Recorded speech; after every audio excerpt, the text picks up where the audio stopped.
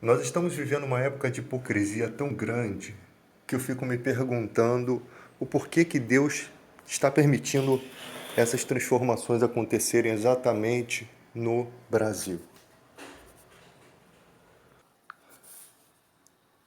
E nós vemos que o Brasil é repleto de pessoas com diversas personalidades. Tem gente que acha que o país ele tem que ser feito para beneficiar somente ele. Eles não conseguiram entender, a vida deles não foi forjada de uma forma em entender que o país é um conjunto de pessoas e que existem aqui pessoas que sofrem, né, dentro e fora da igreja. No que diz respeito à igreja, nós temos pessoas sofrendo por não estarem recebendo o verdadeiro ensinamento e ainda por cima, como diz as escrituras, farão comércio de vós, sendo utilizadas como comércio. Pessoas em que o líder da sua igreja chega e diz: a partir de hoje eu vou apoiar o presidente Jair Bolsonaro. Aí parece que é uma espada de Tandera, né? Onde todos os Thundercats têm que seguir aquela iluminação da espada. As pessoas, elas aplicam toda a sua vida em uma liderança. Não existe nelas um sentimento assim, não, eu vou votar em quem eu achar que eu devo votar. Não existe. Então nós vemos pessoas sofrendo dentro e fora da igreja. Fora da igreja, nós vemos empresários que estão pensando somente em suas empresas. O empresário, quando ele olha para a facilidade que um governo está lhe propondo, ele vai se esquecer do pobre. Você vê que são poucos os caras que têm coragem, né? Como o Paulo Amorim.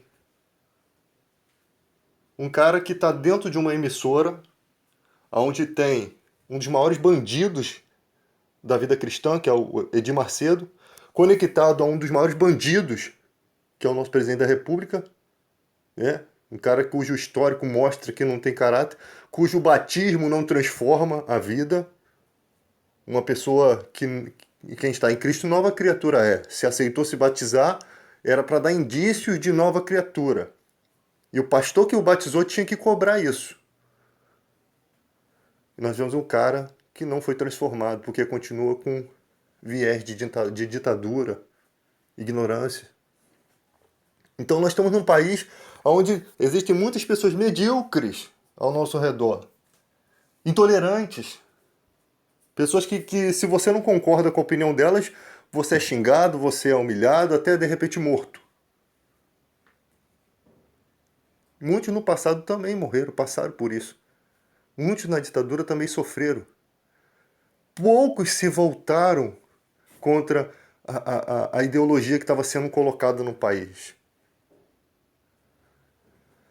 Chega-se ao ponto que o cara pensa assim, o cara morreu, votou em quem? Votou no PT? Tinha que morrer mesmo. Chega a esse ponto, o país está chegando a esse ponto. Aí nós vemos por que, que o Brasil está entrando nessa situação. Uma ditadura, uma espécie de ditadura, sendo que essa ditadura ela não vai ficar escondida na história. Ela é documentada em vídeos, se eles não conseguirem apagar isso da internet, né? Que eu acho que é difícil, porque a internet é a nível mundial. Para eles fazerem isso, eles teriam que restringir a internet só para esse país. E não deixaria os outros países contar a história do Brasil. É diferente a ditadura hoje. Se for colocado uma ditadura. Então nós estamos vivendo num país cuja hipocrisia é tamanha que parece que Deus está entrando em juízo com essa nação. Cobrando dos evangélicos. Se vocês lessem a Bíblia direito, vocês veriam que pessoas que são avarentas, que se dizem cristãs, esses são os impuros da fé que Paulo disse que você nem sequer comais. Não são as pessoas que não têm o conhecimento da palavra de Deus, não. São as pessoas que se dizem cristãs, pastores hipócritas. É contra esses que Deus está levantando juízo, porque os outros estão na ignorância. Esses não. Estão fazendo de caso pensado as coisas. Então nós vamos ver uma geração como? Que está de braços cruzados, que está com medo da atmosfera do país, ou nós vamos ver uma geração guerreira como teve outros guerreiros na época da ditadura que foram capazes de defender o seu presidente contra o próprio exército do seu país? Lógico que a gente não está aqui pensando em como cristão fazer guerra. A nossa guerra é aqui, ó, na diplomacia, na conversa. Você não vê profetas pegando em armas para lutar, mas eles sempre dizem o que vai acontecer. Eles sempre mostram a realidade do país. Uma das funções do sacerdote era orar pela nação que estava em decadência. Ele conseguia perceber que a nação estava em decadência. A própria nação às vezes não consegue. É orar, é pedir a Deus, é fazer de alguma forma. Hoje em dia nós temos a comunicação de uma maneira eficaz. O sacerdote não tinha essa comunicação com todos, né? Não estou aqui me colocando como bom samaritano, como alguém poderoso, como você vê aí no meio evangélico. Às vezes você passa em certas igrejas, e isso me deixa de orelha em pé, de cabelo em pé, e você vê lá a foto do pastor com a mão esticada sobre aquele povo da igreja. Quem é esse pastor? Um comedor de arroz com feijão e farinha, pecador, sujeito aos mesmos sentimentos. Não deveria estar a sua foto ali abençoando, porque você também precisa ser abençoado. Não deveria estar. Quem tem que estar em evidência é a palavra de Deus. Essa sim tem poder para transformar o homem. É por isso que quando o líder cai, cai todo mundo. E você vê líderes caindo e abrindo outras igrejas, que é um absurdo. O cara cai em adultério aqui, daqui a pouco ele está com outra igreja ali, e tem gente seguindo. Você está fazendo uma coisa antibíblica. Não estou falando que o cara tem que viver caído ou que ele não pode se levantar, mas que naquele momento ainda não houve tempo para haver um processo de mudança. Tem que haver uma disciplina. Tem que honrar a sua vida cristã. Eu sei que é difícil nos dias de hoje, né? Com tantas seduções, as pessoas honrarem, principalmente os que estão em grande evidência. E a melhor ferramenta que existe é a internet, porque na internet você começa a conhecer a personalidade da pessoa, se ela quer trazer você para dentro da igreja dela, ou se ela quer realmente falar a verdade do evangelho. Porque o que nós vemos hoje em dia, o que não converte o mundo, é essa tentativa de a pessoa tentar machucar outra igreja porque quer que aquelas pessoas venham para a igreja dele. O evangelho não tem nada a ver com isso. O evangelho, o cristão verdadeiro, ele consegue enxergar se você está bem na sua igreja, com todos os erros que elas têm. O objetivo não é tirar você da igreja, o objetivo é melhorar você na igreja. Não é você vir para a minha igreja porque a minha é melhor, porque o Espírito Santo é o mesmo em todas as igrejas verdadeiras que pregam a palavra.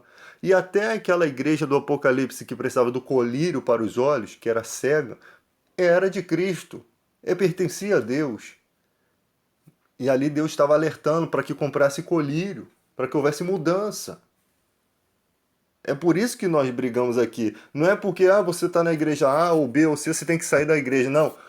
A sua igreja precisa de colírio.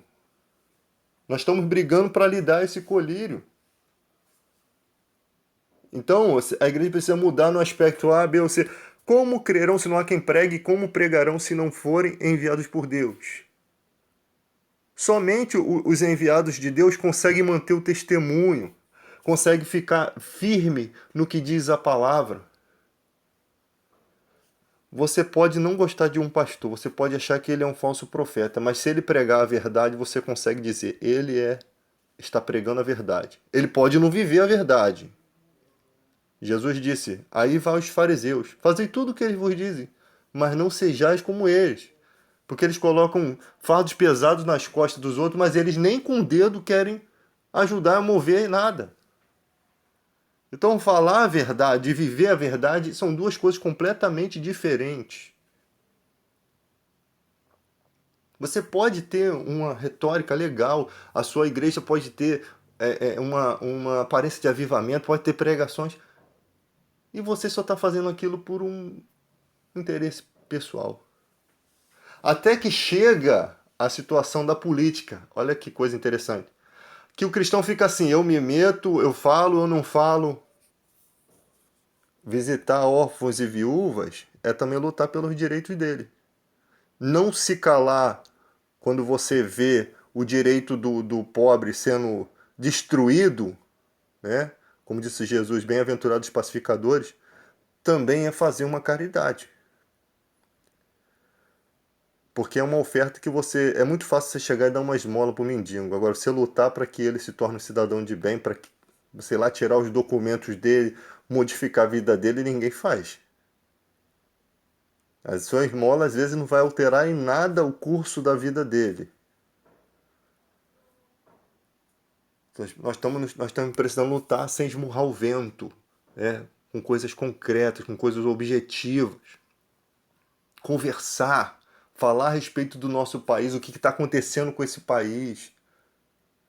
Porque eu quero ver você falar de cristianismo em meio à maldade, em meio à opressão, em meio à dor. Dá para se falar em cristianismo na guerra, onde as pessoas estão se matando, onde as pessoas estão com medo da sua própria vida, de perder a sua própria vida, estão com medo de perder a vida da sua própria família? Quando chegam as guerras, aí é um momento de silêncio. Você não consegue orar, você não consegue mover o evangelho, é só o silêncio. É como se o profeta estivesse dentro da gruta lá, escondido. Não dá para se mover. Mal você consegue mover a sua vida, quanto mais você ajudar a vida dos outros. Então é o momento de a gente conversar, é o momento da gente falar sobre o que está acontecendo na igreja, sobre o que está acontecendo no país. E por que que essas coisas estão acontecendo?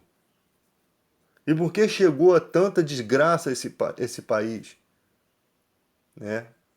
Tem situações que não dá nem para você conversar de tão perigosa que é a conversa. Para a sua vida, para a vida da sua família. Mas tem coisas que você pode falar tranquilamente. Então, nós estamos nesse momento em que a hipocrisia rola solta. A hipocrisia está de mão dadas com as pessoas. O que você acha do seu país? Como que você... Eu fico me imaginando onde, em quem votou esse ano, em quem votou esse ano os eleitores que estão vivos da época de Enéas, que votaram em Enéas. Perderam as eleições lá. Se não me engano, duas vezes o Enéas foi candidato a presidente, perdeu. Se o Enéas tivesse ganho as eleições, a gente não estaria brigando aqui entre PT, entre os outros partidos aí. A história seria diferente. Toda vez que algum governo tentou dar direitos ao povo, como foi na época do Django, o que acontece? Empresários se unem aos militares e o povo se lasca. Não é do interesse. Nenhum governo que faz alguma coisa pelo povo, ele é bem visto, porque ele gera prejuízo a empresas. Gera prejuízo. Aí você vê o boa noite e boa sorte, né? Por conta de dois hipócritas, de dois canalhas que se dizem cristão, perde seu emprego. Eu acho que ele escolheu se aposentar. Aí quando você vai ver lá, o currículo do Sérgio Moro é esse e o currículo do cara é esse. Aí você vai ver o currículo do repórter, são anos e anos de reportagem, escritor de livros, mas o cara só consegue colocar lá blogueiro, hipocrisia, mentira, tentativa de subjugar uma pessoa, de mostrar que ela não é nada, que ela é apenas um blogueiro, que a opinião dela não vale. E se a opinião dela desse cara não vale, imagina a minha. Imagine a minha que só tem o segundo grau. Então a hipocrisia faz com que as pessoas montem um cenário mentiroso para tentar passar como verdade. E fica um monte de idiota assim, é mesmo, né? Olha o currículo do cara, um cara que fala conge, né? Eu sei que todo mundo tem direito de errar, mas um juiz, né, que se diz elite, o seu currículo não vale nada se o seu caráter for manchado, se o seu caráter for hipócrita, se você for um sujo, o seu currículo não tem valor algum. O homem tem que parar de olhar para a pessoa e dizer, poxa, olha o cara engravatado, é político, deputado, mas roubando lá dentro da política. Ah, mas ele é formado. Não me interessa em que ele é formado. Não me interessa. Quando o cara coloca a mão no dinheiro público, ele não, acabou. Ah, mas ele tá pagando, ele tá trabalhando. Vai você botar a mão no dinheiro da tua empresa para você ver aonde que você vai levar o chute se não é no seu traseiro. É revoltante ver o pobre não tem chance nenhuma quando comete um erro no trabalho. É mandado embora nu, com uma mão na frente e outra atrás. O rico não, que não tinha nem motivo para roubar, continua trabalhando. Enquanto a gente vê o nosso país assim, essa hipocrisia, defendendo corrupção, esse país não vai para frente. E se o país não vai para frente, o evangelho também não cresce. Porque o amor falta, o amor esfria. Se você não tiver para você comer, como é que você vai ajudar o próximo? Se não tiver mantimento dentro da tua casa, se você não tiver emprego, como é que você vai ter uma estrutura para falar com as pessoas? Eu sempre falei, eu estou nesse momento falando com você desempregado. E as pessoas falam assim: ah, não fica colocando essas coisas no Facebook, não fica colocando essas coisas no YouTube, que isso vai prejudicar você. Cara, o que eu posso fazer? A minha personalidade é essa. Eu não vou mudar minha personalidade por conta dos outros que me falam. A minha vida foi forjada para chegar a um ponto de eu ser dessa forma. Deus fez com que eu passasse por todas as minhas dificuldades, que poucas pessoas conhecem, para que eu chegasse a ser o que eu sou hoje. Mas eu não vou ser hipócrita. Já tive chance de ser hipócrita e não fui. Em relação às coisas da igreja, principalmente, eu não vou ser hipócrita. Não tem como um cristão verdadeiro ser hipócrita. Não tem como um cristão verdadeiro mentir contra a verdade. Viver na mentira e pregar a verdade. Ele se cala. Quando o cara é de Deus, que ele está em pecado, ele se cala. Ele para. Ele não fica pregando com a hipocrisia porque ele não consegue, não se sente bem fazendo isso. Ele se cala, ele se esconde. Ele vai para dentro da caverna.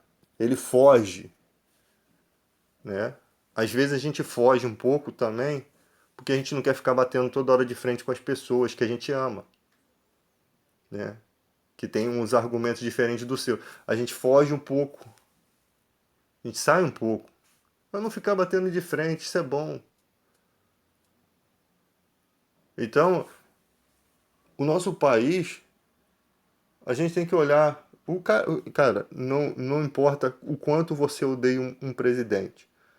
Se um presidente está fazendo certo, cara, não tem crítica que vá ser fundamentada para questionar aquilo. Não tem. O problema é que uma árvore ruim não consegue dar bons frutos. Ela não dá bons frutos porque essa árvore ruim está cercada de coisas ruins. Está cercada de nutrientes ruins. Ela não dá bons frutos. Na política, não. Se você entrou de qualquer maneira, com ajudas. Olha de quem o presidente da República recebe ajuda: de Bispo Macedo, aqueles que muita gente que votou no Bolsonaro odeia. Odeia mesmo. Eu não odeio ele. Eu odeio o que ele representa, o que ele prega. A igreja, as pessoas da igreja dele eu amo a todos, amo a todos. Tenho nada contra eles. Você não vai me ver chamando ninguém de idiota, você não vai me ver. Mas a filosofia, as ideologias que ele prega, eu não tenho como aprovar. Fazem oposição àquilo que eu acredito. Oposição gravíssima contra a Bíblia. É tão grande a oposição que eu nem preciso de muito esforço para dizer que ele é um falso profeta. Eu não preciso. Não há nenhuma inteligência, como na época de Paulo, tinha Himeneu e Fileto, eram mestres da igreja. Paulo disse: eles dois estão corrompendo a fé, eles estão dizendo que a ressurreição já aconteceu. Imagina uma burrice dessa vindo de homens sábios, homens que eram mestres da igreja. Exatamente isso que acontece. a mente deles fica tão cauterizados que eles não conseguem entender a imbecilidade que eles pregam. Agora, seria pior que se eles pregassem realmente o verdadeiro evangelho, porque existe gente que prega o verdadeiro evangelho, mas é um conchavo dentro da política, é uma sujeirada dentro da política. Esses são os piores. Então, esses daí que conseguem enganar mesmo, esses são os piores falsos profetas. Se as pessoas estão sendo enganadas por um evangelho chulé desse, um evangelho fraco, mal pregado, um falso evangelho, que nem chega a ter algum conhecimento teológico, não bate nem na casca do ovo para furar, não bate. Imagina se vier o anticristo hoje, fazendo milagres. É por isso que vocês precisam entender isso. Se vocês não se mantêm autênticos hoje contra um evangelho fraco, falho, medíocre, uma teologia da prosperidade, vocês não vão conseguir se manter firme quando o anticristo vier. Porque ele será parecido com Cristo, fará sinais e prodígios, enganarão a muitos, se possível, os escolhidos. Tem que se manter fiel agora. E eu me pergunto, por que o país está passando por isso? E estou ansioso para saber o futuro. Se é que vou estar aqui entre vocês. Mas para mim, o viver é Cristo e o morrer é lucro.